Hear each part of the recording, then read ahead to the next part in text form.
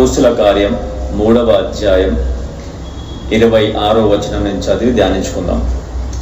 దేవుడు తన సేవకుని పుట్టించి మీలో ప్రతివానిని వాని దుష్టత్వము నుండి మళ్లించుట వలన మిమ్మును ఆశీర్వదించుటకును ఆయనను మొదట మీ యొద్దకు పంపెను అని చెప్పెను. చదవబడ్డ వాక్యాన్ని దేవుడు దీవించునుగాక. ఈ వాక్యంలో నుండి మనం కొద్దిసేపు కొన్ని మాటల్ని ధ్యానించుకుందాం. అపోస్తలుడైన పేతురు మొట్టమొదటిగా తన ప్రసంగాన్ని ప్రసంగిస్తూ అనేకులైన యూదా మతస్థులైన ఇజ్రాయేల్ దేశానికి చెందిన వారి మధ్యలో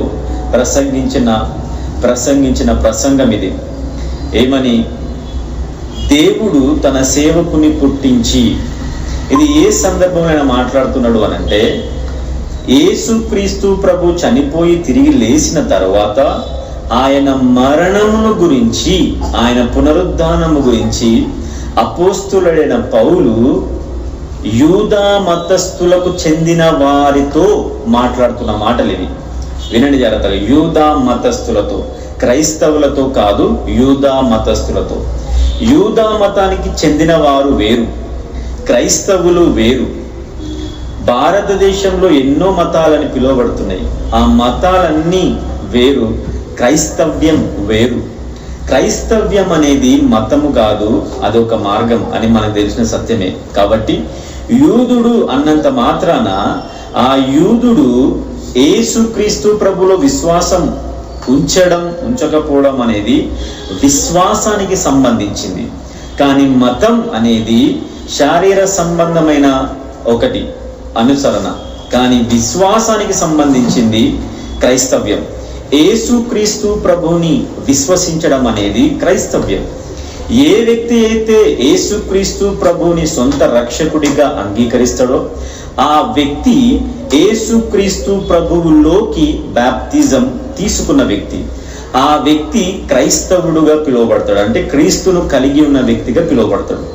క్రీస్తును కలిగి ఉండడము అంటే ఏంటి అని అంటే, కేవలం ఏదో పండగలను ఆచరించి, కేవలము కొన్ని సందర్భాలలో అనుసరించి, కొన్ని సందర్భాల్లో దేవుని పక్కన పెట్టేయడం క్రైస్తవ్యం కాదు. క్రైస్తవ్యం అనేది సంపూర్ణంగా క్రీస్తులోనికి రావడం, క్రీస్తును మనలో కలిగి ఉండడం మాత్రమే కాదు, మనము క్రీస్తులోనికి క్రైస్తవుడు అనే వ్యక్తిని ఎలా పరిగణిస్తారు, ఎలా పరిగణించవచ్చు అని అంటే, ఒకవేళ నిన్ను నీవు ఏ విధంగా పరిగణించుకోవాలని, క్రైస్తవున్నా కాదా అని నువ్వు అర్థం చేసుకోవాలి అంటే, నీవు క్రీస్తులో ఉన్నవా లేదా. క్రీస్తు నీలో ఉండడం మాత్రమే కాదు, నీవు క్రీస్తులో ఉండడం అనేది చాలా ప్రాముఖ్యమైన విషయం. అలాగా క్రీస్తులో ఉన్న అపోస్తలుడైన పేతురు మాట్లాడుతున్న మాటలు క్రీస్తులో లేని యూదులతో ఆయన మాట్లాడుతున్నాడు. ఏమని? దేవుడు అనగా తండ్రి, త్రిత్వంలో మొదటివాడు. ఆ తండ్రి తన సేవకుడిని, ఇక్కడ గమనించండి, తన సేవకుణ్ణి అని అంటే పరలోకమందున్న తండ్రి తన సేవకుని పుట్టించిండు. ఈ మాటలు చెప్పబడుతున్నవి యేసుక్రీస్తు ప్రభు గురించి చెప్తున్నాడు. పేతురు చెప్తున్నాడు, యూదులతో చెప్తున్నాడు. ఏమని? తన సేవకుడు అని యేసుక్రీస్తు ప్రభువుకు ఈయన ఉపయోగిస్తున్న పదం ఇక్కడ. అయితే తెలుగులో సేవకుడు అంటే ఎవరు అనంటే, ఒక రకంగా చెప్పాలి అనంటే సేవ చేసేవాడు అంటే బానిస అని అర్థం వస్తుంది. బానిస అంటే ఒక యాజమాన్యము కింద ఉండి నడిపించబడుతున్న వ్యక్తి, అంటే తన పైన ఉన్న అధికారానికి లోబడుతున్న వ్యక్తి. తన పైన ఎవరైతే ఉన్నారో వారికి సంపూర్ణంగా లోబడుతున్న వ్యక్తియే సేవకుడు. ఈ సేవకుడు అన్న మాటను గ్రీకులో చూసినట్లయితే ఏముందనంటే పైస్, పేస్ అనే పదాన్ని ఉపయోగించినారు అక్కడ, PAIS. ఈ పదానికి గ్రీకు బైబిల్లో ఇలా రాయబడింది. అయితే ఆ పదానికి ఉన్న అర్థం ఏంది అని అంటే, ఒకటి కుమారుడు అని పిలవచ్చు, లేదా కుమార్తె అని కూడా ఉపయోగించవచ్చు. బానిస అనే దానికి కూడా ఈ పయస్ అనే పదాన్ని ఉపయోగించు. సేవకుడు అనే పదానికి కూడా ఈ పదం ఉపయోగించవచ్చు. పరిచారకుడు అనే పదానికి కూడా ఈ పదాన్ని ఉపయోగించవచ్చు. అయితే ఈ సర్వెంట్, స్లేవరీ, అటెండెంట్ అనే పర్యాయ పదాలు ఆ పదానికి పర్యాయ పదాలుగా మనం తెలుసుకుందాం.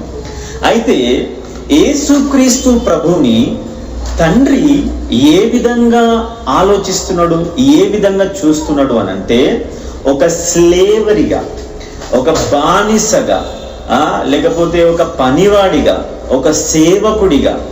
సేవకుడు అని యేసుక్రీస్తు ప్రభుని పరలోకమందున్న తండ్రి పరిగణిస్తున్నాడు అని అపోస్తలుడైన పేతురు మాట్లాడుతున్నాడు.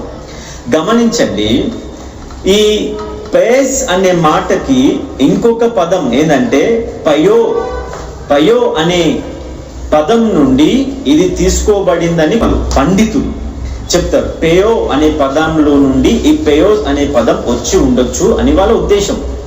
అయితే మరి ఈ పేయో అనే ఈ గ్రీకు పదానికి అర్థం ఏంది అని అంటే, కొట్టడం, అంటే శిక్షణ ఇవ్వడం, శిక్షణ పొందడం, లేదా శిక్షణ పొందుతున్న ఒక యవ్వనస్తుడు అనే సందర్భాలలో ఈ పెయో అనే పదాన్ని ఉపయోగిస్తారు. ఈ పెయో అనే పదం తరువాత వచ్చింది పెయోస్. పయస్ అనే ఈ పదంకి అర్థం స్లేవ్, బానిస అని అర్థం. చూడండి, యేసుక్రీస్తు ప్రభుని ఇక్కడ పెయోస్ అనే ఒక పదాన్ని ఉపయోగిస్తూ పౌలు మాట్లాడుతున్నాడు. ఒరిజినల్ కాంటెక్స్ట్ లో బహంతుల రబ షేకే చెలే బారి ఖరా బాబా షల్ బరగద ది ఖరా మమరా ఖచెలే బెందెరి ఖరా బషబల బలబా అల్బ్రో కంటల దికెరే బెంచల దికెరే షజల రిఖజ రమమా అల్బరి ఖటల మందులే రేబా ఖటలియా రగా షదరి కెందెలి బారి గరందల బారి ఖదొలొలో షబ్దల బారి గరందల దికెరే బెండొలో షదలే బెలెబే Albragada dali khanda dadaba rakhatala mandelebe albrakacholo sekende jede rakhanda raba shakhalo rebende liga raba laba barige deberebe. హల్లెలూయా, హల్లెలూయా, హల్లెలూయా. యేసు రక్తం మనందరిపైన ప్రోక్షింపబడును గాక. యేసు రక్తం మనందరిపైన ప్రోక్షింపబడును గాక. యేసు రక్తం మనందరిపైన ప్రోక్షింపబడును గాక. ప్రతి బంధకాలు విప్పబడును గాక. ప్రతి బంధకాలు విప్పబడును గాక. ప్రతి ఆశీర్వాదం స్వతంత్రించబడును గాక. ప్రతి ఆశీర్వాదం స్వతంత్రించబడును గాక. యేసు నామమున మీకు శుభము కలుగును గాక. యేసు నామమున మీకు శుభము కలుగును గాక. ఆమేన్. అయితే పరలోకమందున్న తండ్రి, త్రిత్వంలో మొదటి వాడైన తండ్రి రెండవ వాడైన యేసుక్రీస్తు ప్రభు గురించి మాట్లాడుతూ ఏం చెప్తున్నాడంటే, కుమారుడు అనకుండా సేవకుడు అనే మాటనైనా మాట్లాడుతున్నాడు. సేవకుడు అన్న మాటకు అర్థం ఏంటి అంటే స్లేవ్. ఈ గ్రీక్ పదంలో ఉపయోగపడింది PAIS, పయస్ అనే పదాన్ని ఉపయోగించారు. ఈ పయస్ అనే పదానికి అర్థం ఏంటంటే స్లేవరీ లేదా బానిస, పని చేసేవాడు, శిక్షణ పొందుతున్నవాడు, దెబ్బలు తినడానికి అర్హత కలిగిన వాడు అని అర్థం. దెబ్బలు తినడానికి అర్హత కలిగిన వాడు అని అర్థం. అయితే యేసుక్రీస్తు ప్రభువు తండ్రి దృష్టిలో ఈ విధంగా ఉన్నాడని చెప్పి పేతురు పరిచయం చేస్తున్నాడు. ఎవరికి? ఒక మతానికి చెందిన వారికి. ఈ మతం ఏ మతం అంటే యూదా మతం. వీరు యేసుక్రీస్తు ప్రభువు ఫ్యామిలీకి చెందిన వ్యక్తులు వీరు. చూడండి, యేసుక్రీస్తు ప్రభు ఫ్యామిలీకి చెందిన వారైనా అంటే వాళ్ళ వంశానికి చెందిన వాళ్ళైనా కానీ యేసుక్రీస్తు ప్రభుని ఏ విధంగా అర్థం చేసుకోవాలో ఆ విధంగా అర్థం చేసుకోకుండా వేరే విధంగా అర్థం చేసుకున్నందుకు పేతురు వాళ్ళతో యేసుక్రీస్తు ప్రభు గురించి మాట్లాడుతున్నాడు. ఏమని? ఆయనను బానిస, శిక్ష పొందుటకు అర్హుడు, స్లేవ్ అనే పదాన్ని ఆయన ఉపయోగిస్తూ మాట్లాడుతున్నాడు. అయితే యేసుక్రీస్తు ప్రభు శిక్షింపబడ్డానికి అర్హుడు అన్న పదాన్ని ఎందుకు ఉపయోగించిండు ఆయన? యేసుక్రీస్తు ప్రభుని బానిసగా ఎందుకు చూపెట్టిండు అక్కడ అని అంటే, చూడండి వాక్యంలో ఒక మాట రాయబడింది. ఏమని? యేసుక్రీస్తు ప్రభు ప్రతి మనుషుల పాపములు భరించడానికి ఆయన మనుషునిగా ఈ లోకంలో జన్మించాడు అని వాక్యం రాయబడింది. ఏ వ్యక్తి అయితే యేసుక్రీస్తు ప్రభు దేవుడు అని ఒప్పుకోనాలి అని ఆశపడుతున్నాడో ఆ వ్యక్తి మొట్టమొదటిగా యేసుక్రీస్తు ప్రభుని అర్థం చేసుకోవాల్సిన విధానం ఏంటి అని అంటే, ఆయన సిలువలో పాపిగా పరిగణించబడ్డాడు అనే పదాన్ని, అనే అర్థాన్ని మనం అర్థం చేసుకోవాలి. ఏ వ్యక్తి అయితే యేసుక్రీస్తు ప్రభువుని మొట్టమొదటిగా పాపిగా చూడడో ఆ వ్యక్తి యేసుక్రీస్తు ప్రభు యొక్క ఇతర విధానాల, అంటే వేరే డైరెక్షన్స్, యేసుక్రీస్తు ప్రభు యొక్క వేరే డైరెక్షన్స్ వాళ్ళకి అర్థం కావు. గమనించండి, ఇక్కడ నేనేం చెప్పట్లేదు, పౌలు మాట్లాడుతున్నాను. మీ దగ్గర కూడా బైబిల్ ఉండొచ్చు, బైబిల్ తెచ్చి చదవండి. దేవుడు అనగా తండ్రి తన సేవకుడు అంటే మీరు ఏమనుకుంటున్నారు? సేవ చేసేవాడే కదా. అంటే యేసుక్రీస్తు ప్రభు ఎట్లా ప్రత్యక్షమైండు? సేవ చేసే వ్యక్తిగా ప్రత్యక్షమైండు. ఆయన సేవ చేసే వ్యక్తిగా ప్రత్యక్షమైండు, పుట్టిండి భూమి మీద. కాబట్టి ఆయన గడ్డం పట్టుకుని పీకుతుంటే కూడా ఆయన ఎవరిని కూడా ఏమనలే. ఆయనను దిగంబరిగా చేస్తున్నప్పుడు కూడా ఆయన మాట మాత్రం ఎవరికి ఏమనలేడు. ఆయన ముఖం మీద పెడుగుద్దులు గుద్దుతున్నప్పుడు కూడా ఆయన ఏమనలేదు. ఆయనను హీనంగా చేస్తున్న, ముఖం మీద ఉమ్మి వేస్తున్నప్పుడు కూడా ఆయన ఎవ్వరికి ఏమనలేదు. ఆయన బలిగా అర్పించబడ్డానికి తనను తాను సిద్ధపరచుకొని ఒక పేస్ లాగా ఆయన ఈ భూమి మీదకి వచ్చిండు. ఇది జ్ఞాపకం పెట్టుకోండి. ఆయన తనను తాను ఒక బానిస లెవెల్లోకి తగ్గించుకొని ఆయన వచ్చిండు. ఎంతగా ఆయన తగ్గించుకున్నాడు అంటే ఇంతగా ఆయన తగ్గించుకున్నాడు. ఆయన సిలువలో ఆయన ఎంతమంది గేలించినా, ఎంతమంది హేళన చేసినా ఆయన ఎవ్వరిని ఏమనలే. ఆయనను పొడిచినా కానీ ఆయన ఎవ్వరిని ఒక మాట మాత్రం కూడా అనలే. ఎందుకు అనంటే ఆయన వచ్చింది అలాంటి క్యారెక్టర్ని ధరించుకొని. ఆయన తీర్పు తీర్చే తీర్పరిగా రాలే, ఆయన కఠినుడిగా రాలే, ఆయన అధికారాన్ని చేస్తూ రాలేడు, అధికారాన్ని వహించి రాలేదు. ఆయన ఏ విధంగా వచ్చిందంటే సేవకుడిగా వచ్చిండు. ఆయన గమనించండి, యేసుక్రీస్తు ప్రభువు సేవకుడిగా వచ్చిండు అని పేతురు దేన్ని ఆధారం చేసుకుని మాట్లాడుతున్నాడు? ఆయన ఏ సందర్భాన్ని ఆధారం చేసుకుని మాట్లాడుతున్నాడు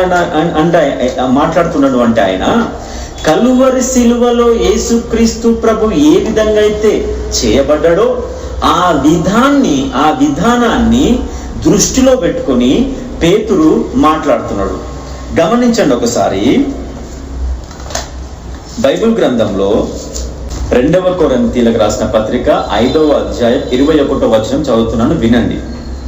ఎందుకనగా మనమందరమును మనమాయన యందు దేవుని నీతి అగునట్లు పాపమెరుగని ఆయనను మన కోసము పాపముగా చేసెను.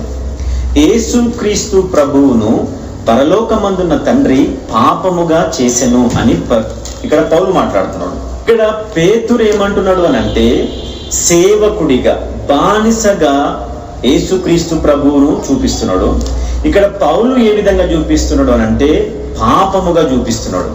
అంటే యేసుక్రీస్తు ప్రభు భూమి మీద ఒక పాపముగా చేయబడ్డాడు, పాపిగా కాదు, పాపముగా. నేను ఈ మాట చెప్పి నేను ముందుకెళ్తా. ఇక్కడ పౌలు యొక్క ఉద్దేశం ఏంది అని అంటే, యేసుక్రీస్తు ప్రభు పాపము చేసెను అన్నట్టుగా చూపెట్టట్లే. ఏ వ్యక్తి అయితే పాపము చేస్తాడో ఆ వ్యక్తిని పాపి అని పిలవచ్చు. కానీ యేసుక్రీస్తు ప్రభువును పాపి అని పౌలు అనట్లేడు. మరి ఏమంటున్నాడు అంటే, యేసుక్రీస్తు ప్రభువును పాపముగా చేసెను అని అంటున్నాడు. అంటే యేసుక్రీస్తు ప్రభు ఎట్లయిపోయిందంటే పాపముగా అయిండు. అంటే భూమి మీద ఏ వ్యక్తి అయినా పాపము చేసెను అని అంటే ఆ వ్యక్తి యేసుక్రీస్తు ప్రభువును చేసెను అన్నట్టుగా పౌలు మాట్లాడుతున్నాడు. పౌలు ఒక ఆలోచన అంటే, భూమి మీద ఉన్న పాపం అంతా ఒక దగ్గర పోగేస్తే ఒక వ్యక్తి ఆకారంలో ఆ పాపం మారింది. ఆ వ్యక్తికి యేసుక్రీస్తు ప్రభువు అనే పేరు పెట్టబడింది. నేను చెప్పింది మీకు అర్థమవుతుందా? అంటే భూమి మీద ఏ వ్యక్తి పాపము చేసినా కానీ ఆ వ్యక్తి దేన్ని చేస్తున్నాడు అంటే క్రీస్తును చేస్తున్నట్టుగా పౌలు చూపిస్తున్నాడు. అంటే యేసుక్రీస్తు ప్రభువు ఏమై మారిండు అనంటే పాపమై మారిండు. పాపిగా మారలేదు, పాపమై మారిండు. నువ్వు పాపం చేస్తున్నావు అని ఎవరైనా నిన్ను నిందించనంటే నువ్వు క్రీస్తుని చేస్తున్నావు అని చూపిస్తున్నావు అని అంటున్నారు. అంటే నువ్వు క్రీస్తుని చేస్తున్నావు అంటే పాపం అనే స్థలంలో క్రీస్తు అనే ఒక పేరు పెట్టవచ్చు. పాపం తీసేసి క్రీస్తు అని పెట్టవచ్చు. ఆ విధంగా పౌలు మాట్లాడుతున్నాడు. అంటే ఇప్పుడు ఈ మాట చెప్తుంటే దీన్ని అర్థం చేసుకుని దీన్ని జీర్ణించుకోవడానికి కొంతమందికి ఆయాసం అనిపించచ్చు. ఇదేంది బ్రదర్ ఇట్లా మాట్లాడుతున్నాడు అని. ఈ బ్రదర్ మాట్లాడట్లా, అపోస్తలుడైన పౌలు బ్రదర్ మాట్లాడుతున్నాడు. ఇట్లా అపోస్తలుడైన పౌలు బ్రదర్ మాట్లాడుతున్నాడు. యేసుక్రీస్తు ప్రభు పాపమైపోయింది. ఆయన అంటే భూమి ఆరంభము నుండి ఆదాం మొదలుకొని స్టిల్ ఇప్పుడు 1వ తారీఖు ఏప్రిల్ 8:51 2026 ఈ సమయం వరకు భూమి మీద ఏ శరీరి ఎటువంటి పాపం చేసినా గానీ ఆ పాపం ఏంటి అనంటే యేసుక్రీస్తు ప్రభు అని అర్థం వచ్చేటట్టుగా పౌలు మాట్లాడుతున్నాడు. అంటే ఎందుకట్లా మాట్లాడుతున్నాడు అనంటే ప్రతి మనిషి చేసిన పాపం తీసుకుపోయి తండ్రి అయిన దేవుడు సిలువ పైన బిగించేసి ఆ పాపాన్ని చంపేసిండు. ఆయన ఆ పాపాన్ని పాతిపెట్టేసిండు. ఆయన ఆ పాపాన్ని మొత్తం అంతా ధ్వంసం చేసేసి మహిమా శరీరంతో ఆయనను లేపిండు. చప్పట్లు కొట్టి దేవుని మహిమపరచని గట్టిగా. ఈ విషయం నీకు అర్థం కావాలా, ఈ విషయం నువ్వు జీర్ణించుకోవాలా. నువ్వు పాపం చేస్తున్న ప్రతిసారి సిలువ వేయబడ్డ యేసుక్రీస్తు ప్రభువుని మరలా సిలువకు వేస్తున్నావని పౌలు ఎందుకు మాట్లాడిండు అనంటే పాపం అంటే క్రీస్తు, క్రీస్తు అంటే పాపం. ఈ క్రీస్తును సిలువకేసి ఈ తండ్రి చంపేసిండు. అంటే ఇప్పుడు పాపం అంతా ఏమైంది? సిలువకు వేయబడింది, పాతి పెట్టబడింది. ఇది సర్వ సత్యం. ఇది నీకు అర్థమైతే తప్ప నువ్వు పాపములో నుండి విడుదల పొందలేవు. హల్లెలూయా. పాపములో నుండి నువ్వు విడుదల పొందలేవు. నా పాపమంతా యేసుక్రీస్తు ప్రభు భరించిండు కాబట్టే ఆయన చనిపోగలిగిండు, కాబట్టి నేను ఇంకా బతుకున్నా, నేను చనిపోయి కూడా యేసు ప్రభులో ఉంటా అని నువ్వు నమ్మగలగాల. ఈ చేసిన ప్రతి పాపం ఆయన మోసుకుంటేనే కదా మనం పాపం నుంచి విడుదల పొందగలం. కొన్ని పాపాలు ఆయన తీసుకొని కొన్ని పాపాలు అక్కడ వదిలిపెట్టిండ మన దగ్గర. అలాగైతే మనకు పరలోక రాజ్యంలోనికి ప్రవేశమే లేదు, మనకు మరణం నుండి విమోచనం లేదు. మనం కూడా సిలువ ఎక్కాల్సిందే, మనం కూడా చనిపోవాల్సిందే. ప్రతి పాపం ఆయన తీసేసుకున్నాడు. ఈ సత్యం ప్రతి ఒక్క వ్యక్తికి అర్థం కావాలా. క్రైస్తవులకు మాత్రమే కాదు, ప్రతి ఒక్క వ్యక్తికి ఈ సత్యం అర్థం కావాలా. నీ నోటితో నువ్వు చెప్పు. ఇప్పుడు ఎంతమంది అయితే ఇక్కడ ఆన్లైన్లో జాయిన్ అయ్యారో మీ నోటితో మీరు చెప్పండి నాతో పాటు. యేసుక్రీస్తు ప్రభువును తండ్రి అయిన దేవుడు పాపముగా చేశాడు, కానీ పాపిగా కాదు. పాపం అనగా క్రీస్తే, క్రీస్తు అనగా పాపమే. ఆ పాపాన్ని తీసుకొని సిలువ పైన ఆయన మేకులతో బిగించేసింది, దాన్ని చంపేసింది. అందులో నేను విశ్వాసం ఉంచుతున్నా కాబట్టే నేను విమోచింపబడ్డాను. అది నేను నమ్ముతున్నా కాబట్టే నేను రక్షింపబడుతున్నా. అది నేను అంగీకరిస్తున్నా కాబట్టే నా పాపాలు నాలో నుంచి పోతున్నాయి. హల్లెలూయా. నాతో పాటు ఈ మాట నొప్పుకున్న మీ అందరి జీవితాల్లో ఇది నెరవేర్చబడును గాక. ఆమేన్. సరే, మన వాక్యంలోనికి రండి. ఇప్పుడు ఇక్కడ పేతురు ఏమంటున్నాడు అని అంటే సేమ్ ఆయన కూడా అదే విధంగా మాట్లాడుతున్నాడు. ఏమని? దేవుడు అంటే తండ్రి తన సేవకుణ్ణి పుట్టించి, 3వ అధ్యాయం 26వ వచనంలో తన సేవకుణ్ణి పుట్టించి. సేవకుడు అన్న మాట ఎవరు? స్లేవ్, స్లేవరీ, బానిస, బానిస. దెబ్బలు తినడానికి అర్హత కలిగిన వాడు, దెబ్బలు తినడానికి అర్హత కలిగిన వాడు అనే అర్థం వచ్చే గ్రీక్ పదాన్ని గ్రీక్ బైబిల్లో ఉపయోగించారు. PAIS, పైస్ అనే మాటని. హల్లెలూయా. అయితే ఆ మాటను మనం అర్థం చేసుకోవాలా, దాన్ని అంగీకరించాలా, దాన్ని ఒప్పుకోవాలా. ఎందుకు చెప్తున్నాను ఈ మాట అంటే కొంచెం ముందు చదివి చెప్తా వినండి. మీలో ప్రతి వాణిని వాని దుష్టత్వం నుండి మళ్లించి మిమ్మల్ని ఆశీర్వదించుటకు అంటే ప్రతి మనిషి ఆశీర్వదించబడాలి అనే తండ్రి చిత్తం. హల్లెలూయా. ప్రతి మనిషి ఆశీర్వదించబడాలి అంటే ప్రతి మనిషి ఆశీర్వదించబడాలి అనంటే ఆ మనుషుల్లో ఉన్న ఆ పాపం అనేది పోవాలి. అయితే ఆ పాపం ఎట్లా తీసేయబడింది అనంటే యేసుక్రీస్తు ప్రభు అనే పేరుతో ఆ పాపం ఆయనలోనికి తీసుకొని ఆయనని చంపేసిండు తండ్రి. హల్లెలూయా. అలాగా సిలువ వేసి చంపేసిన దాన్ని బట్టి మన పాపం పోయింది. అయితే పాపం ఉన్నదాన్ని బట్టి మనం ఏ విధంగా మార్చబడుతున్నాము అనంటే ఇక్కడ పేతురు మళ్ళొక మాట అంటున్నాడు. ఏమనంటే మీలో ప్రతి వాని దుష్టత్వము నుండి, పాపము నుండి అని అనట్లేడు ఆయన. ఇక్కడ ఒక పదం ఆయన ఉపయోగిస్తున్నాడు. ఏమనంటే దుష్టత్వము నుండి అనే పదాన్ని ఉపయోగిస్తున్నాడు. అయితే దుష్టత్వం అనే మాటకి అర్థం, నేను దీన్ని కొంచెం ఏమంటారు, దుష్టత్వం అనే పదానికి నేను పర్యాయ పదాలుగా తీసుకొని కొన్ని రాసి పెట్టుకుని ఏంటంటే చెడు. దుష్టత్వం అంటే చెడు అండ్ పాపము. ఇంకొకటి అనైతికత. అనైతికత అంటే అనైతికత, దీనికి అపోజిట్ వర్డ్ నైతికత. నైతికత, అనైతికత. నైతికత అని అంటే భూమి పైన ఒక మనిషి ఏ విధంగా ఉండాలి అనే పద్ధతులు, ఏ విధంగా ఉండకూడదు అనే పద్ధతులు, ఈ పద్ధతులను నైతికత అంటారు. అంటే ఒక మనిషి సహజంగా ఈ భూమి మీద బ్రతకాలి అని అంటే వాడు బట్టలు వేసుకోవాలా, అన్నం తినాలా, గడ్డి తినకూడదు, పెండ తినకూడదు. కొంతమంది పెండ తినమని ప్రోత్సాహం చేస్తున్నారు, వారు మనుషులు కాకపోవచ్చు, మేబీ యేసు రక్తమే చేయండి. హల్లెలూయా. మనుషులు ఏ విధంగా ఉండాలి ఆ విధంగా ఉండడం, దాన్ని ఏమంటారు అంటే నైతికత అంటారు. ఆ నైతికతను తిప్పి రాస్తే దానికి అపోజిట్ వర్డ్ ఏమొస్తుంది అంటే అనైతికత. అంటే దుర్నీతి అంటే ఏంటంటే అనైతికత అని అర్థం. ఇంకోటి ఏంటంటే దేవుని ఆలోచనను వదిలిపెట్టడం. దేవుని ఆలోచనను వదిలిపెట్టడం దుర్నీతి అంటే. ఇంకొక పదం ఏంటంటే అపవాది ఆలోచనను అనుసరించడం. ఇంకొక పదం ఏంది, భౌతిక సంబంధమైన చట్టాలను కూడా అనుసరించకపోవడం. హల్లెలూయా. దుష్టత్వము అనగా భౌతిక సంబంధమైన చట్టాలను కూడా అనుసరించకపోవడమే దుష్టత్వం. ఇంకా కొన్ని పదాలు ఏంటంటే ఇతరులకు హాని చెయ్యాలి అని ఆలోచించడం.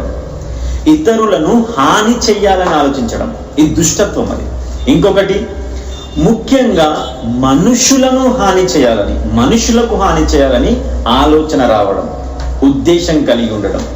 ఎదుటి వ్యక్తి సంతోషంగా ఉంటే చూసి ఓర్వలేకపోతున్నావా, అయితే నువ్వు దుష్టత్వంలో ఉన్నావు అని అర్థం.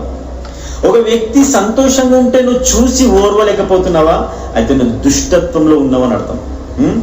ఇంకొక ఉదాహరణ, మనసు ఉండవలసిన విధంగా ఉండకుండా వేరొక విధంగా ఉండడమే దుష్టత్వం. నీ మనస్సు ఏ విధంగా అయితే ఉండాలో ఆ విధంగా ఉండకుండా ఇంకొక విధంగా ఉండడమే దుష్టత్వం. హల్లెలూయా. అర్థమవుతుందా? ఇలాంటి ధోరణిలోకి లేకపోతే ఇలాంటి క్యారెక్టర్లోకి మనిషి వచ్చేసిండు అని పేతురు మాట్లాడుతున్నాడు. ఎందుకు మనిషి ఈ విధంగా వచ్చేసిండు అని అంటే ఆదాం ఈ లక్షణాలన్నీ మనకి ఈడ కనబడదంటే ఆదాంలో కనబడతాయి. ఫస్ట్ దేవుడు ఆదాంకి ఇది చెయ్యొద్దన్నాడు, కానీ ఆదాం చేసిండు. ఆదాం నువ్వు ఇలా ఉండు అని చెప్పిండు, అలా ఉండలేదు. ఆదాం నువ్వు ఈ పని చెయ్యు అని చెప్పిండు దేవుడు, ఆ పని చేయలేదు. నీకు ఈ బాధ్యత ఇస్తున్నా, ఇది మొయ్యు అని చెప్పిండు, ఆ బాధ్యత మొయ్యలేదు. అంటే ఏ పని అయితే దేవుడు చెయ్యమని చెప్పిండో ఆ పని చెయ్యకుండా ఏ పని అయితే చేయొద్దు అని చెప్పిండో ఆ పని చెయ్యడమే దుష్టత్వం. అంటే మొట్టమొదటిగా దుష్టత్వం ఎవరిలో ప్రవేశించిందంటే ఆదాములో ప్రవేశించింది. హల్లెలూయా. మొట్టమొదటిగా దుష్టక్రియ చేసింది ఎవరంటే ఆదాం.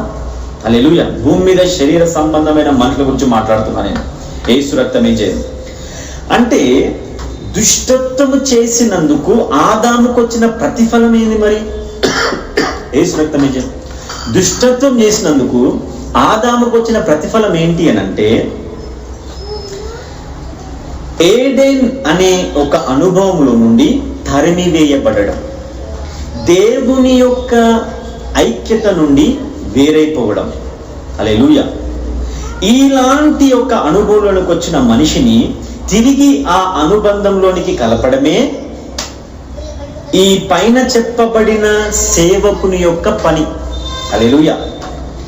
ఏ వ్యక్తి అయితే ఈ సేవకుడు అని పిలువబడుతున్న యేసుక్రీస్తు ప్రభువు, వినరా, ఈ స్లేవరీ దెబ్బలు తినడానికి అర్హత కలిగిన ఈ వ్యక్తి చేసిన పనిని యాక్సెప్ట్ చేస్తాడో, అంగీకరిస్తాడో, ఆ వ్యక్తికి సకల విధములైన ఆశీర్వాదములు అనుగ్రహించడమే దేవుని పని, అంటే తండ్రి పని, తండ్రి ఉద్దేశం. హల్లెలూయా, హల్లెలూయా. దుష్టత్వంలో ఉన్న మనుషులను ఆశీర్వాదము లేని వ్యక్తులుగా పరిగణిస్తారు, అంటే శాపగ్రస్తులుగా పరిగణిస్తారు. ఈ శాపగ్రస్తులుగా పరిగణించబడుతున్న ఈ వ్యక్తులను తిరిగి ఆశీర్వాదాలకు కర్తలుగా చేయడానికి ఆ సేవకుడు పుట్టెను అని పేతురు చెప్తున్నాడు, సేవకుడిని లేపెను అని చెప్తున్నాడు. చూడండి, ఇక్కడ నేను కొన్ని మాటలు ఇంకొంచెం మాట్లాడి నేను క్లోజ్ చేస్తా. ఇక్కడ పేతురు చెప్పిన మాటకు ఏముంది? దేవుడు తన సేవకుణ్ణి పుట్టించి అనే మాట పేతురు రాస్తూ దానికి 1 నంబర్ పెట్టి దాని కింద దాని మీనింగ్, దాని డెఫినేషన్ ఒకటి రాస్తుండే. ఆయన ఏమనంటే లేపి అని అంటున్నాడు. అంటే తన సేవకుణ్ణి లేపి అంటే ఇప్పుడు ఏ సందర్భాన్ని ఇక్కడ పేతురు జ్ఞాపకం చెయ్యాలి అని అనుకుంటున్నాడు అనంటే, యేసుక్రీస్తు ప్రభు బెత్లెహేములో పశుల పాకలో పుట్టిన ఆ సందర్భాన్ని జ్ఞాపకం చేస్తాడు. ఇక్కడ పేతురు ఏ సందర్భాన్ని జ్ఞాపకం చేస్తున్నాడు అనంటే, యేసుక్రీస్తు ప్రభు భూమి మీద ఉన్న ప్రతి మనిషి యొక్క పాపాన్ని తనగా చేసుకొని సిలువలో ఆయన చనిపోయి పాతి పెట్టబడి తిరిగి లేపబడిన ఆ యేసు, హల్లెలూయా, ఆ యేసు గురించి ఇక్కడ పేతురు మాట్లాడుతున్నాడు.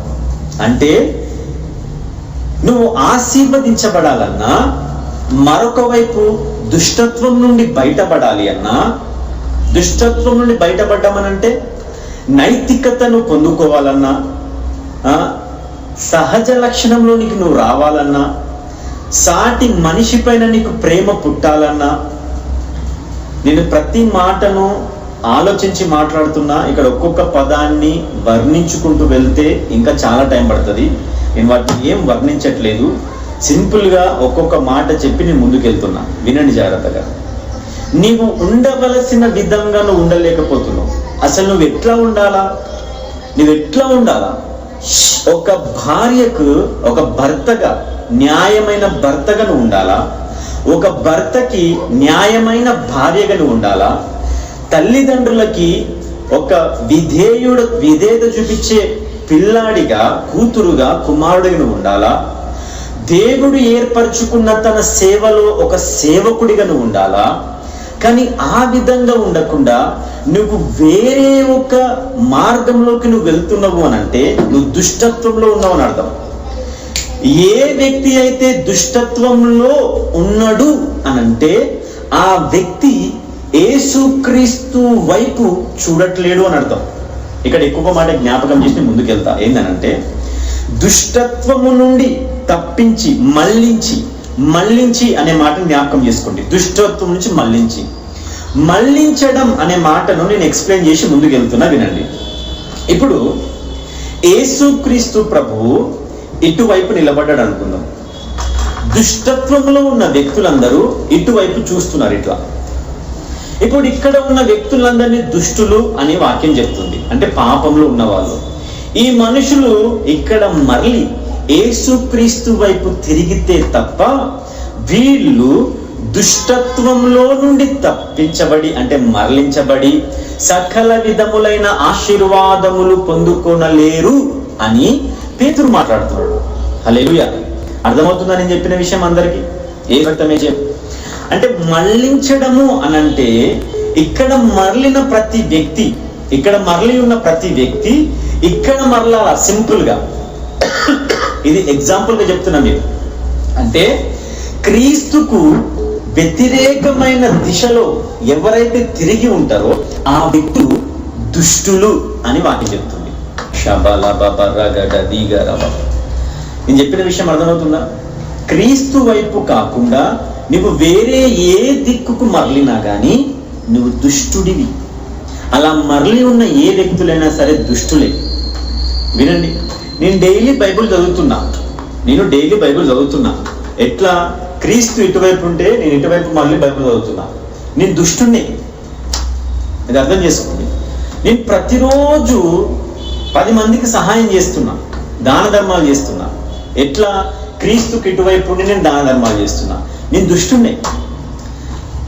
నేను ఎన్ని మంచి పనులు చేయని, మనుషులను అందరినీ నేను ప్రేమిస్తున్నా. ఎంత ప్రేమిస్తున్నా అంటే మిక్కటంగా ప్రేమిస్తున్నా, కల్మషం లేకుండా ప్రేమిస్తున్నా. ఎట్లా ప్రేమిస్తున్నా? క్రీస్తు ఇటువైపు ఉంటే నేను ఇటువైపు మళ్ళీ ప్రేమిస్తున్నా. అంటే క్రీస్తుకు వ్యతిరేకమైన దిశలో నిలబడి చూస్తూ నేను ప్రేమిస్తున్నా. అయినా కానీ నేను దుష్టుణ్ణి. హల్లెలూయా, హల్లెలూయా. నువ్వు ఏ మంచి పనులు చెయ్యి, అవన్నీ దేవుని దృష్టిలో ఎట్లుంటే తెలుసా? మురికి గుడ్డల్లాగా ఉంటాయి. ఆమేన్, హల్లెలూయా. కానీ వీటన్నిటికంటే ముందు నువ్వు క్రీస్తు వైపు మరలు. నువ్వు క్రీస్తు వైపు మరలి నువ్వు ఏ చిన్న పని చేసినా నీవు సకల విధములైన ఆశీర్వాదాలకు వారసుడిగా మార్చబడతావు. హల్లెలూయా. అంటే నువ్వు పరిచర్య చేయి. ఎట్లా చేయి? క్రీస్తు వైపు మరలు. నువ్వు ఫస్ట్ నువ్వు నీ తల్లిని ప్రేమించు. ఎట్లా ప్రేమించు? ఫస్ట్ క్రీస్తు వైపు మరలు. నువ్వు నీ సహోదరులను ప్రేమించు. ఎట్లా ప్రేమించు? మొట్టమొదటిగా నువ్వు క్రీస్తు వైపు మరలు. నువ్వు క్రీస్తు వైపు మరలకుండా నువ్వెంత ప్రార్థన చేసినా అది వ్యర్థమే. నువ్వు క్రీస్తు వైపు మరలకుండా నువ్వెంత వాక్యం ధ్యానించినా అది వ్యర్థమే. నువ్వు క్రీస్తు వైపు మరలకుండా నువ్వెంత సేవ చేసినా అది వ్యర్థమే. నువ్వు క్రీస్తు వైపు మరలకుండా నువ్వు పెద్ద పెద్ద పాస్టర్లు ఇన్స్టాగ్రామ్లో, ఫేస్బుక్లో, యూట్యూబ్లో లైవ్లు పెడితే, ఫోటోలు పెడితే, వాక్యాలు పెడితే, వాగ్దానాలు పెడితే వాటిని లైక్లు, షేర్లు, సబ్స్క్రైబర్లు చేసినంత మాత్రాన నువ్వు నీతిమంతుడిగా మార్చబడవు. నువ్వు స్టేటస్లు పెట్టి యేసు రక్తమే జయం, యేసు ప్రభు రక్షకుడు, ఆయన తప్ప రక్షకుడు లేడని చెప్పి నువ్వు దినం 100 వాక్యాలు చెప్పు. నువ్వు యేసు వైపు మరలకుండా నువ్వు ఎంత చేసినా అవన్నీ వ్యర్థమే. వీటన్నిటికంటే ముందు నువ్వు దేవుని వైపు మరలు, అంటే క్రీస్తు వైపు మరలు. ఏ క్రీస్తు వైపు మరలాలా? ఇక్కడ మళ్ళీ ఒక మాట, ఏ క్రీస్తు వైపు మరలాలా? ఏ క్రీస్తు వైపు మరలాలంటే ఎంతమంది క్రీస్తులు ఉన్నారు? అట్లా ఎంతమంది క్రీస్తులు ఉన్నారు? నేను ఒక విషయాన్ని జ్ఞాపకం చేస్తా, వినండి. యేసు క్రీస్తు ప్రభు మొట్టమొదటిగా బెత్లెహేంలో ఆయన శిష్యుడిగా జన్మించాడు.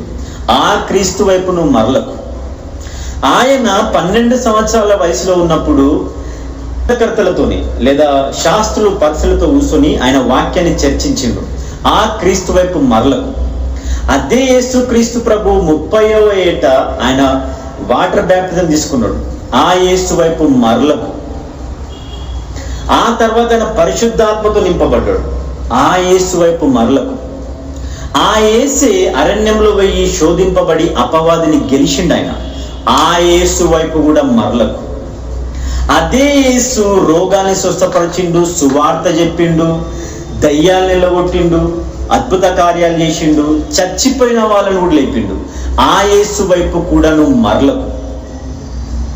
అదే యేసు గెత్సెమనే తోటలో రక్తం కారునంతగా ఆయన ప్రార్థన చేసిండు. ఆ యేసు వైపు మరలకు. అదే యేసు సిలువను మోస్తూ పోయిండు. ఆ యేసు వైపు కాదు నువ్వు మరలాల్సింది. కలువరి సిలువలో శాపగ్రస్తుడిగా మార్చబడి ప్రతి మనిషి యొక్క పాపములను భరించి మోసుకొని దేవుని కుమారుడిగా ఉండడం గొప్ప భాగ్యమని ఎంచక వాటన్నిటిని విడిచిపెట్టి మన పాపములను ఆయన భరించి మహిమగల దేవుడైన ఆయన పాపముగా, శాపముగా, స్లేవరిగా, బానిసగా ఆయన మార్చబడి సిలువలో వేలాడదీయబడ్డాడు. చూడు, ఆయన వైపు కాదు నువ్వు మరలాల్సింది. మరి ఎవరి వైపు మరలాలా? ఇక్కడ పేతురు చెప్తుండే ఏంటంటే, తండ్రి తన సేవకుణ్ణి లేపెను. అక్కడ చనిపోయి, సిలువలో చనిపోయి పాతి పెట్టబడి 3వ దినాన మరణాన్ని, పాపాన్ని, శాపాన్ని, దరిద్రాన్ని అన్నిటినీ జయించి ఆయన మహిమ శరీరంతో, ఇక ఎన్నడూ చావడానికి వీలు లేని శరీరముతో, ఆయన చెరలో ఉన్న చెరగా పట్టుకొని పరలోక రాజ్యానికి వెళ్ళడానికి మార్గం సిద్ధపరిచి లేపబడ్డాడు చూడు, ఆయన వైపును మరలా. హల్లెలూయా. చప్పట్లు కొట్టి దేవుని మహిమపరచు. వాక్యం చెప్తుంది. అదేంది? సిలువ పైన యేసుక్రీస్తు ప్రభువును ధ్యానించాలి కదా ఫస్ట్. అది చాలా ప్రాముఖ్యమైనది కదా. వెయిట్ నేను ఆ విషయం మాట్లాడట్లే ఇక్కడ. నేను ఆ విషయాన్ని మాట్లాడట్లేను. నేను మాట్లాడుతున్న ఉద్దేశం, కాంటెక్స్ట్ అవన్నీ వేరు. నీ ఉద్దేశం, నీ ఆలోచనలన్నీ వేరు. యేసుక్రీస్తు ప్రభు సిలువలో వేలాడదీయబడ్డప్పుడు ఆయన గురించి మాట్లాడుతూ ఒక ప్రవక్త ఒక మాట రాసింది. ఏమనంటే, ఆయన సొగసైనను స్వరూపమైనను చూచి అపేక్షించుటకు ఏమి కూడా ఆయన లోపల లేకుండా ఆయన చేయబడ్డాడు. చూచి ఆయన అపేక్షించుటకు అంటే ఆయనను కోరుకొనుటకు అక్కడ ఏమి లేదని చెప్పిండు ఆయన.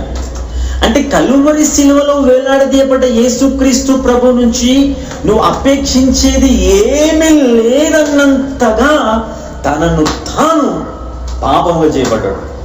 అంటే సిలువలో వేలాడదీయబడింది ఎవరు? పాపం వేలాడదీయబడింది, దరిద్రం వేలాడదీయబడింది, దాస్యం అనేది వేలాడదీయబడింది సిలువలో. ఆయన సొగసు, స్వరూపం చూచి అపేక్షించడం అనేది అక్కడ ఏమి లేదు ఇంకా. కాబట్టి నువ్వు అక్కడ కూడా చూసే పొందుకులు. కానీ ఆ సిలువలో జరిగిన ఆ మరణము తర్వాత ఉన్న ఆ పునరుద్ధానం ఏదైతే ఉందో అది అక్కడ నుండి మనం పొందుకుంటున్నాం. హల్లెలూయా. ఆయన ఒకవేళ చనిపోకపోయి ఉంటే, ఆయన ఒకవేళ లేపబడకపోయి ఉంటే ఆయన చనిపోయెను అని మాత్రమే ఉండేది. చనిపోవడం ఎవరైనా చనిపోగలరు. పాత నిబంధన గ్రంథంలో ఎన్నో మేకలు చనిపోయినాయి, ఎన్నో కోడలు చనిపోయినాయి, ఎన్నో పావురాలు చనిపోయినాయి. ఇప్పటికీ భారతదేశంలో ఎన్నో జంతువులు చచ్చిపోతున్నాయి, బలైతున్నాయి. ఎంతో మంది మనుషులు చనిపోతున్నారు, బలిగా అర్పించబడుతున్నారు. చంటి బిడ్డలు బలిగా అర్పించబడుతున్నారు, యవ్వన స్త్రీలు బలిగా అర్పించబడుతున్నారు, యవ్వనస్తులు బలిగా అర్పించబడుతున్నారు. కానీ ఎవరైనా సరే తిరిగి లేచారా? ఏ జంతువు అన్న తిరిగి లేచిందా? లేవలే. నజరేయుడైన యేసుక్రీస్తు ప్రభు మాత్రమే తిరిగి లేవగలిగాడు. కాబట్టి నువ్వేమైనా పొందుకునేది ఉందా? పొందుకోవాలనుకుంటున్నావా? ఆ మరణాన్ని గెలిచి లేచిన ఆ యేసు వైపు నువ్వు మరలు. ఆ యేసు వైపు నువ్వు మరలకుండా నువ్వు చేస్తున్న ప్రతి ధర్మ కార్యాలన్నీ వృధా. అందుకే ఇక్కడ పేతురు ఏమంటున్నాడు? ఆ సేవకుని వైపు మీరు మరలండి అంటున్నాడు ఆయన. మరలండి. గ్రీక్ బైబుల్లో, ఒరిజినల్ గ్రీక్ బైబుల్లో మనం చదివితే అక్కడ క్లియర్గా ఎట్లా మాట్లాడుతుండంటే ఆయన, ఒకవేళ నువ్వు ఆ క్రీస్తు వైపు మరలగలిగితే అని అంటున్నాడు ఆయన. మరలగలిగితే అంటే ఆ మరలడం అనేది మన పని. ఇది చాలా జాగ్రత్తగా గమనించండి. ఆ క్రీస్తు వైపు మరలడం అది మన పని, అది మన ఎఫర్ట్, అది మనం మరలాలా. నువ్వు అనుకోవద్దు ఆయన వైపు మరలేటట్టుగా నన్ను చేయి ప్రభువా, నీ వైపు మరలేటట్టుగా నన్ను చెయ్యు, నీ వైపు నన్ను ఆకర్షించు ప్రభువా. ఆయన ఆకర్షణ శక్తి ఎప్పటికట్లే ఉంటుంది, సపరేట్గా నీ కొరకు ఏమి ఉండదు. కానీ నీవు ఆ వైపు నుండి ఈ వైపుకు మరలడం అనేది అది నీ పని, అది మన పని. నిన్ను దేవుడు ఎట్లా ఉండాలని పిలిచిండు? ఒక భర్తగానా నువ్వు మరలైన వైపు నువ్వు భర్తగా ఉండగలవు. నువ్వు ఒక భార్యగా, పర్ఫెక్ట్ వైఫ్గా నువ్వు ఉండాలని దేవుడు నిన్ను పిలిచిండా? అయితే నువ్వు ఆయన వైపు మరలు, నువ్వు పర్ఫెక్ట్ వైఫ్గా ఉండగలుగుతావు. నువ్వు ఒక సేవకుడిగా నువ్వు ఉండాలని దేవుడు నేను పిలిచిండా? నువ్వు ఆయన వైపు మరలు, మరణాన్ని గెలిచిన యేసుక్రీస్తు వైపు మరలు, నువ్వు పర్ఫెక్ట్ సేవకుడిగా నువ్వు ఉండగలుగుతావు. నిన్నొక అపోస్తులుడిగా దేవుడు నేను పిలిచిండా? అయితే మరణాన్ని గెలిచిన యేసుక్రీస్తు వైపు మరలు, నువ్వు ఒక పర్ఫెక్ట్ అపోస్తులుడిగా నువ్వు ఉండగలవు. నిన్నొక ప్రవక్తగా దేవుడు పిలిచిండా? నువ్వు సిలువ వేయబడి చనిపోయి తిరిగి లేచిన యేసుక్రీస్తు ప్రభు వైపు మరలు, నువ్వు ఒక ప్రవక్తగా నువ్వు ఉండగలవు. నువ్వు సంఘంలో ఒక బాధ్యత గల వ్యక్తిగా దేవుడు నిన్ను పిలుస్తున్నాడా? అయితే నువ్వు సిలువ వేయబడి చనిపోయి తిరిగి లేచిన, మరణాన్ని గెలిచి లేచిన యేసుక్రీస్తు వైపు మరలడం అనేది నీ పని, మరలడం అనేది మన పని. ఆయన మరలేటట్టుగా చెయ్యడు, ఆయన బలవంతం పెట్టడు. ఆయన నువ్వు మరలాల యేసుక్రీస్తు నామమున. ఎంతమంది అయితే వారి పిలుపును, వారి స్థితిగతులను విడిచిపెట్టి తెలిసి తెలియక బలహీనతల్లో పడిపోయి కూరుకుపోయి ఇక నాకు విమోచన ఎప్పుడు అని ఎదురు చూస్తున్న మీకు ఈరోజు దేవుడు ఈ ఆన్లైన్ బైబిల్ స్టడీ ద్వారా ఒక ఇన్విటేషన్ ఇస్తున్నాడు. మిమ్మల్ని నేను పురికొల్పుతున్నా, మిమ్మల్ని తట్టి నేను లేపుతున్నా. ఇప్పుడే మరలు ఆయన వైపు, తిరుగు ఆయన వైపు. ప్రభువా, మరణాన్ని గెలిచిన యేసు, ఇదిగో నేను చూస్తున్నాను. ఆ మరణాన్ని గెలిచిన శక్తి, ఆ పునరుద్ధానపు శక్తి నా పైన ప్రజ్వలింపజేయి. నేను నీ చిత్తాన్ని నెరవేర్చాలనుకుంటున్నాను. ఇది ఇక్కడితో నేను ఆపేస్తున్నా, వినండి. యేసుక్రీస్తు నామమున క్రీస్తుకు వ్యతిరేకమైన దిశలో మిమ్మల్ని నడిపిస్తున్నా, క్రీస్తుకు వ్యతిరేకమైన మార్గంలో మిమ్మల్ని తిప్పుతున్నా. ప్రతి శాపము, ప్రతి కాడి, ప్రతి రహస్య పాపాలు, ప్రతి బలహీనతలు, ప్రతి కోరికలు యేసు నామమున మీ పై నుండి విరిగి పోవునుగాక. I'm breaking the chain in Jesus name. ఆ కాడిని నేను విరగొడుతున్నాను యేసుక్రీస్తు నామమున. ద పవర్ ఆఫ్ రిజరక్షన్, పునరుత్థానపు యొక్క శక్తి మీ పైన ప్రజ్వలించునుగాక. అది మీ జీవితాల్లో పని జరిగించునుగాక. అది మీ వ్యక్తిగత కుటుంబాల్లో పని జరిగించునుగాక. యేసు నామమున నేను ప్రవచిస్తున్నాను. ఇప్పుడే వినండి, నేను కంటిన్యూ చేస్తున్నాను. అలాగా మీరు తిరిగితే అప్పుడు మిమ్మల్ని ఆశీర్వదించుటకు ఆయన మొదట మీ యొద్దకు పంపెను. ఆశీర్వాదం. హల్లెలూయా. ఎప్పుడైతే నువ్వు ఆయన వైపు మరలుతావో అప్పుడు ఆశీర్వాదం అనేది. హల్లెలూయా. ఆశీర్వాదం అనేది అప్పుడు నువ్వు క్రిస్మస్, ఆ తరువాత నువ్వు హీలింగ్, స్వస్థత, ఆ తరువాత ఫ్యామిలీ బ్లెస్సింగ్స్, ఆ తరువాత మ్యారేజ్ బ్లెస్సింగ్స్, ఆ తరువాత చైల్డ్ బ్లెస్సింగ్స్, ఆ తరువాత మినిస్ట్రీ బ్లెస్సింగ్స్, ఆ తరువాత ఆస్తి blessings, money blessings, good health, good habits, everything, ప్రతిదీ. మొట్టమొదటిగా ఆయన పునరుద్ధానుడైన యేసుక్రీస్తు వైపు నువ్వు మరలు. హల్లెలూయా.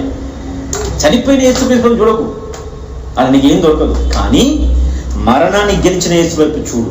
పేతురు చెప్తున్నాడు. హల్లెలూయా, హల్లెలూయా. యేసు రక్తమే చేయండి, యేసు రక్తం చేయండి. నేను మరొకసారి దీన్ని చదివి నేను క్లోజ్ చేస్తున్నా, వినండి. దేవుడు తన సేవకుడైన, అంటే యేసుక్రీస్తు ప్రభు అయిన సేవకుడు, అంటే బానిస అయిన తన బానిసను మరణంలో నుండి లేపి మీలో ప్రతి వాణిని వాని దుష్టత్వము నుండి మళ్ళించుటకు, అంటే తిప్పుటకు, టర్న్ చేయుటకు, మిమ్మును అట్లా టర్న్ చేసి మిమ్మును ఆశీర్వదించుటకు ఆయన మొదట మీ యొద్దకు పంపెను. హల్లెలూయా. యేసు రక్తమే జయం. రేపు ఎల్లుండి జరగబోతున్న ఈస్టర్, గుడ్ ఫ్రైడే సందర్భంగా నేను తెలియజేసేది ఏమనగా, ఈ గుడ్ ఫ్రైడేని జస్ట్ ఏదో ఆచారంగా, ఇదొక పండగలాగా నువ్వు ఆచరించకుండా దానిలో ఉన్న శక్తిని నువ్వు అనుభవించాలి అనంటే నీవు మరణించి తిరిగి లేచిన యేసుక్రీస్తు వైపు తిరిగిన అనుభవం నీకు ఉండాలి. హల్లెలూయా.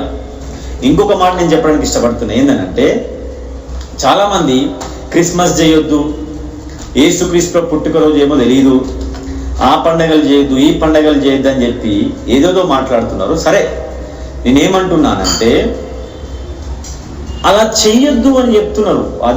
ఒక రకంగా వాళ్ళ ఉద్దేశం ఏంటంటే ఆచారబద్ధమైన పండగలు చేయకండి, యేసుక్రీస్తు ప్రభు ఒక ఒరిజినాలిటీని తెలుసుకోండి అని వాళ్ళు అంటున్నారు అట్లా. అయితే నేను కూడా చెప్తుంది ఏంటంటే నువ్వు యేసుక్రీస్తు వైపు మరలకుండా నువ్వు పెళ్లి చేసుకోకు. యేసుక్రీస్తు వైపు నువ్వు మరలకుండా పిల్లల్ని గనకు. యేసుక్రీస్తు వైపు మరలకుండా నువ్వే పని చేయకు.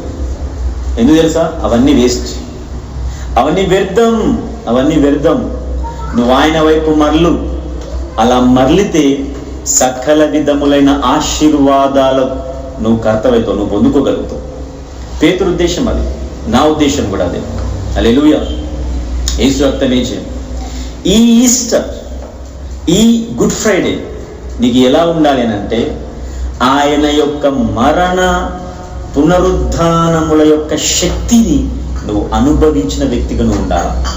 అలాగా పునరుద్ధానపు శక్తిని నువ్వు అనుభవించగలిగిన వ్యక్తివై ఉంటే తప్ప నీకు original good Friday, original Easter, original Christmas వీటి వాల్యూస్ నీకు తెలువవు.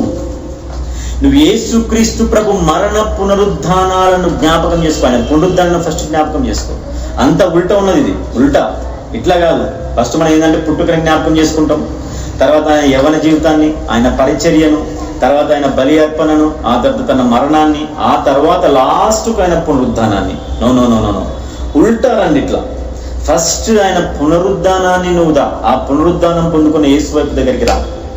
అప్పుడు నువ్వు ఆయన మరణాన్ని అర్థం చేసుకోగలుగుతావు. ఆయన మరణాన్ని అర్థం చేసుకున్న తర్వాత నువ్వు ఆయన శ్రమలను అర్థం చేసుకోగలుగుతావు. ఇంకొక మాట చెప్పాలా? నువ్వు ఆ పునరుద్ధానం పొందుకున్న యేసుక్రీస్తును చూడగలిగితే, ఆ పునరుద్ధానం మరణాన్ని గెలిచి పునరుద్ధానుడైన యేసుక్రీస్తు వైపు నువ్వు చూడగలిగితే, ఆ మరణము యొక్క ఉపయోగం, దాని బెనిఫిట్స్ నువ్వు పొందుకోగలవు. మరణము యొక్క బెనిఫిట్స్ నువ్వు పొందుకోగలవు. ఎప్పుడు? పునరుద్ధానం వైపు నువ్వు చూడగలిగితే, పునరుద్ధానం పొందిన క్రీస్తు వైపు నువ్వు చూడగలిగితే, మరలగలిగితే, పునరుద్ధానం పొందిన క్రీస్తు వైపు నువ్వు మరలగలిగితే, శ్రమలు, సిలువ శ్రమలలో ఉన్న ఆ మహిమను నువ్వు పొందుకోగలవు. పునరుద్ధానుడైన యేసు వైపు నువ్వు చూడగలిగితే, 3.5 సంవత్సరాలు ఆయన చేసిన పరిచర్యలోనున్న ఆ సామర్థ్యం, ఆ మహిమను నువ్వు పొందగలవు.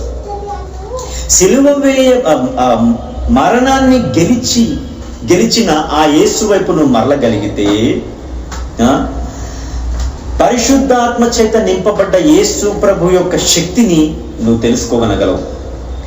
పునరుద్ధానుడైన యేసు వైపు నువ్వు మరలగలిగితే, నీటి బ్యాప్టిజం పొందుకున్న యేసు కుమారుడు అని పిలువబడ్డ ఆ ఆనందం, ఈయన నా ప్రియ కుమారుడు, ఈయన ఆనందించుచున్నాను అనే అనుభవం నువ్వు అనుభవించగలవు. పునరుద్ధానం పొందిన ఆ యేసు వైపు నువ్వు మరలగలిగితే, క్రిస్మస్ యొక్క సంతోషం నువ్వు పొందగలవు. ఇంకా గట్టి చెప్పాలి అని అంటే, పునరుద్ధానుడైన యేసు వైపు నువ్వు మరలగలిగితే, ఏదెనులో నుండి తరిమివేయబడక ముందు ఆదాం ఎటువంటి లెవెల్లో ఉండెనో ఆ లెవెల్ మనకు కూడా వస్తుంది. హల్లెలూయా. అంటే అల్టిమేట్గా చివరకు నేను చెప్పాలనుకుంటుంది ఏంటంటే, పునరుద్ధానుడైన యేసు వైపు ఎందుకు మరలాలా? మొట్టమొదటిసారిగా ఆదాం ఏ విధంగా అయితే నిర్మించబడ్డాడో, ఏ అధికారంతో అయితే ఆదాము చలామణైండో, ఈ భూమి మీద అధికారం చేసిండో, అలాగా మనం కూడా ఉండడానికి. హల్లెలూయా. ఇటువంటి అధికారం నీలో పని చేయాలా? తిరిగి తండ్రితో నువ్వు సహవాసం పొందుకోవాలా? అయితే పునరుద్ధానుడైన యేసు వైపు నువ్వు మరలు. ఆమేన్. ఇది ఈస్టర్ మెసేజ్ లాగా ఉన్నది. ఇది ఏ మెసేజ్ టైటిల్ పెట్టాలి నాకు తెలియదు, కానీ ఇది ఈస్టర్ మెసేజ్ అని టైటిల్ పెట్టి చెప్పుకోవచ్చు. ఇది నేను ఏ వచనం చెప్పినా అంటే, మనం ఇంతకుముందు బైబిల్ స్టడీ ధ్యానం చేసుకుంటున్నప్పుడు మనం ఏ వచనం అయితే ధ్యానించుకుంటున్నామో ప్రతిరోజు ఒక్కొక్క టాపిక్ని దాన్ని నేను కంటిన్యూ చేస్తూ ఈరోజు మాట్లాడినా. ఇదే విధంగా ప్రతి వారం కంటిన్యూ చేస్తూ మాట్లాడదాం. హల్లెలూయా. ఆ వచనాల్లో నుండే దేవుడు సమయానికి తగినట్టుగా, సందర్భానికి తగినట్టుగా వాక్యాలు మనకి ఇస్తున్నాడు. ఈ వాక్యాన్ని బట్టి, ఈ ప్రత్యక్షతను బట్టి దేవుడు ఆ పునరుత్థానపు శక్తి మీ అందరిలో మూర్తిభవించి మిమ్మల్ని అందరినీ దుర్నీతి నుండి విడిపించి నీతిమంతులుగా మార్చి సకల విధములైన ఆశీర్వచనములకు, ఆశీర్వాదాలకు కర్తలుగా మిమ్మల్ని చేయునుగాక. ఆమేన్, ఆమేన్, ఆమేన్, ఆమేన్ అని చెప్పి దాన్ని మీ జీవితంలో దాన్ని స్థాపించండి. హల్లెలూయా.